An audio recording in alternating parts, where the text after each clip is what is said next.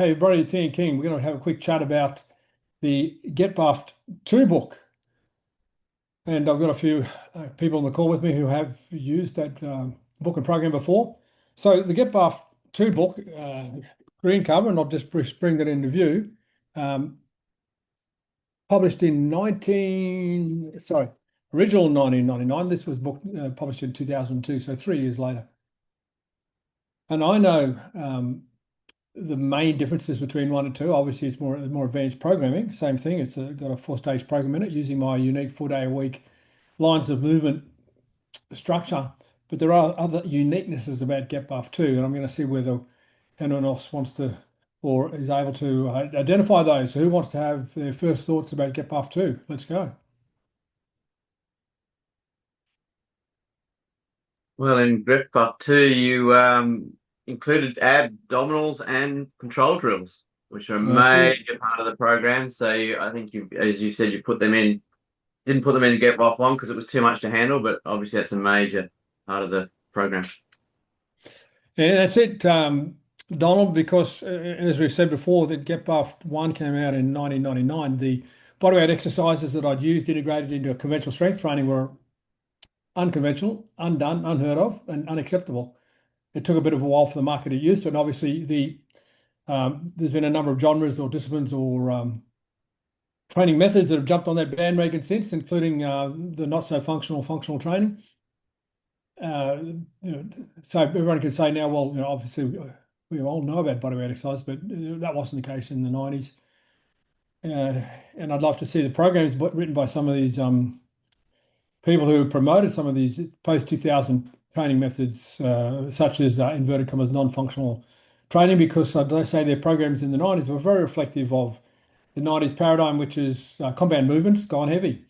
And Get Buffed 1 changed that, disrupted that. It said, hey, no, come on, let's start out with some bodyweight exercises. Let's look to work our smaller muscle groups and get balance back in the muscle groups. So the money, Don. The big difference was the time and effort to educate people about my abdominals and control programs. Now, the control drills were not heard of, not done before. Some of them were done in physiotherapy clinics in a clinical setting, in an isolated setting. They've never been integrated in strength training, and the abdominals still struggle to gain full acceptance in the sequence. But that's another story. So, as you said, Donald, the big difference between Get Buff 1 and Get Buff 2, apart from the advancement of the program was that I felt comfortable enough to talk about abdominals and control drills as the market had become more used to um, the bodyweight exercises. Anyone else with something to share with us about Get Buff 2? Yeah, you So mentioned it, you, Ian. Go ahead, David. You already mentioned it actually, the program that was in it. The whole book builds on the first book, and you would think after reading the first book that now I know it all, but it's not true. And even and yeah, like even after the second book, there was still some things to learn, but I didn't realize that back then. I did the program in the book, Get Buffed 1, and then the Get Buffed 2. It builds on it. It's pretty different, and I remember it being a pretty tough program too. Yeah, so it is more advanced, but I think Get Buff 1 was a pretty demanding program. And so Get Buff 2 is obviously going to be even more demanding program, but I like the way you touched upon the program and have done it. So you're speaking from experience, and you could feel the step up from the Get Buff 1 program. Appreciate that, Dave. Any other thoughts from anyone else about Get Buff 2, the book? Yeah, so there um, were more advanced concept that was introduced, not in Get Buff 1. I believe it was the psychology of getting buff. So you spoke about a few factors of psychology that might affect variables like training itself, the recovery, and even the psychology when it comes to the load and the technique. So it's fairly advanced stuff for the time that it's published.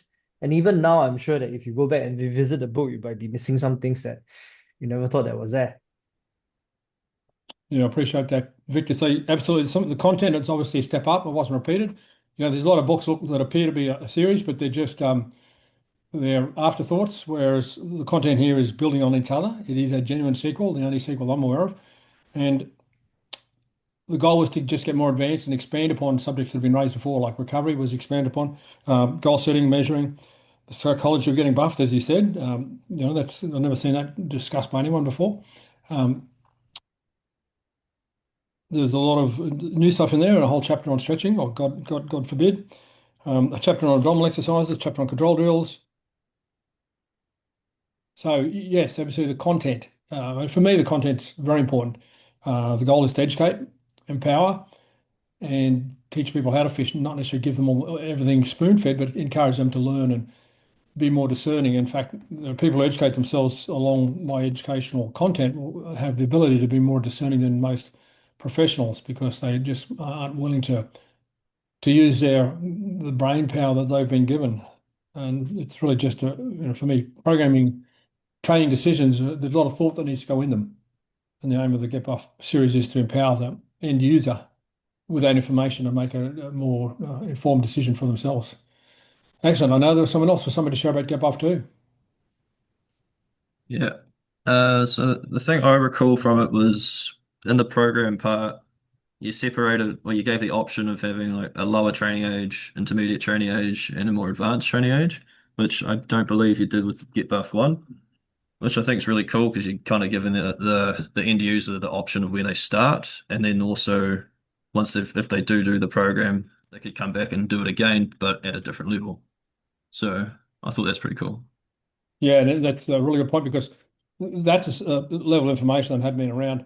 But believe me, after I published that in 2002, there was, let's just say, a lot of books came out with this concept. It looked very familiar, but it certainly was rather new because when people wrote programs in that era and prior, it was just this is the program. But the Get Buff 2 was wanting to recognise your level of qualification, as they would say in Eastern European literature, or how advanced you are, and therefore what's more likely to be a loading parameter suited to your level of development, because that does matter. Good point. Well done, Kane. Excellent. I believe there might be one more. Yeah, and along those lines, there's neural and hypertrophy. So you have different segments based on what your goals are, what type of training you're going to do. And that Yeah. was, I think that's pretty profound. Again, in the time it came out, there wasn't a lot of discussion about the differentiation between specific training goals. Obviously, the world has a lot more inverted commas education these days. In other words, a lot of people know stuff, but I'm not sure whether or not it's being used or they have the ability to do it. And as the old proverb says, to know and not do is to not know. So yes, it was fairly disruptive. A training age, and then this is hypertrophy training, this is muscle strength training, etc. Not necessarily revolutionary in strength training elite level, but definitely for the end user in the bodybuilding world to get buffed. So that was a good pickup, Tom, and it was important for me to peel out the information bit by bit rather than just dump it in for you couldn't dump it in 300 plus pages anyway. There's not enough pages, so the Get Buff range now is 5 volumes and in excess of 300 pages each one. So you're looking at about 1,600 pages alone. There's a lot of text. So there's around about 500,000 words in total in the book, and it's not, and the series isn't over. The sequel isn't over. Well, appreciate that feedback. If there's any final comments on Get Buff 2.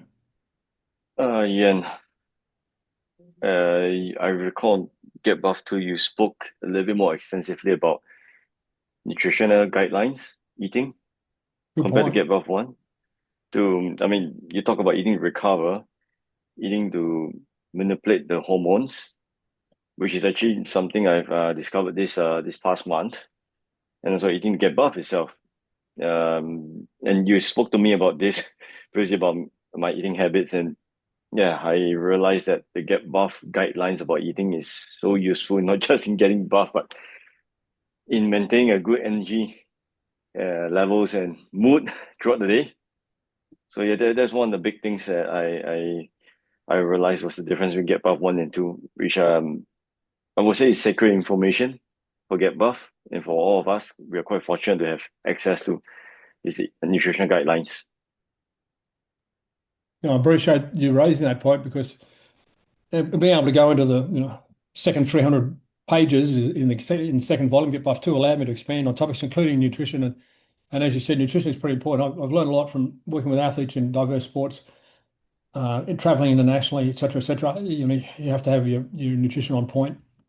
So it was pretty important for me to share some of the information around nutrition because it makes a massive difference. And if we can optimize every little aspect of preparation, it's far easier to get a training effect than trying to bash just 1 or 2 points and then wondering why we're not getting the results we want. So it does take a lot of effort, and I'm not one that's overly. I'm not always concerned about it being exact about your calorie count or your macronutrients, etc. But you can have a pretty good idea. I'm also pretty open to whether you want to be lean or not. I don't care because I've lifted at the heavyweight level, and at that level, no one really cares about their body fat.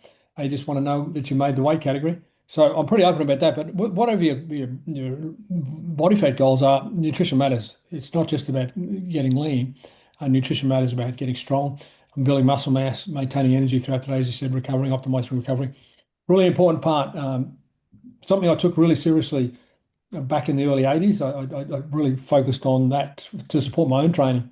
And big part, especially of muscle growth, massive part of it. So I appreciate all those insights. And that really does sum up the Get Buff 2 book. I guess the final question is, who people say, well, Ian, where should I start? Should I start at Get Buff 2? What do you reckon? You always start at Get Buff 1. That's the basics. It's the foundation. It's like building a big, beautiful house on weak foundations wouldn't be a nice sight. Yeah, and I'm as equally concerned also about the content because we miss the content in Get Buff 1. You're missing a fairly significant part of information that could add to the bigger picture. Because you can say, well, Ian was written a long time ago. Surely everybody knows all this stuff now. Well, I'm not so sure. A good book's a good book, and a book well written is a book well written in terms of simplicity with power. And that's what I think the Get Buff series does. It brings some powerful information to the end user in a really simple, easy to understand way. So no, I agree. Obviously, I'm a bit biased, but I have to keep a straight face when people even ask the question. Like if you're a genuine student, always start at the bottom. Like it's like the old days of martial arts and grading belts. Like who's going to give you the bell halfway up without having done the training? That's just a silly question. If there is such a thing, okay. So I appreciate that thought. That's my thoughts exactly. I encourage you to start with Get Buff 1, but obviously, more people using Get Buff 2 than would be looking at Get Buff 3. But the bottom line is, I hope you all have Get Buff 1 and Get Buff 2 in your library. Well, appreciate your feedback, coaches, and look forward to our next chat.